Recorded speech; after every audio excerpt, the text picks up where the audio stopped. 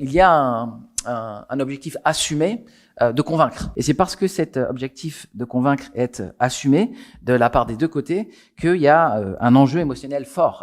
Si je cherche à prouver que j'ai raison et que l'autre a tort, on se rend compte que la plupart du temps, la seule chose que je vais obtenir, c'est que l'autre va se retrancher sur ses positions. Le débat interreligieux nous oblige à connaître de manière approfondie les éléments de la foi de l'autre.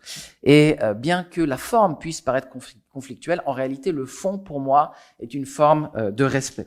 Il faut laisser aussi la conclusion à d'autres. Il faut laisser ce débat dans l'histoire de la controverse islamo-chrétienne. On voit que la manière dont l'apôtre Paul fonctionne, c'est uniquement de venir avec des paroles positives sur la foi en Jésus, mais pas de dénigrer ce que disent ou pensent ou font les autres.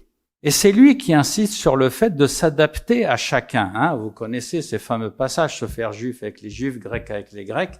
S'il vivait aujourd'hui, il dirait aussi se faire musulman avec les musulmans. Il dit que chacun de vous, au lieu de songer seulement à lui-même, recherche plutôt les intérêts des autres. Si tu veux être édifiant, commence d'abord par t'intéresser à ce qui intéresse l'autre, à l'intérêt de l'autre.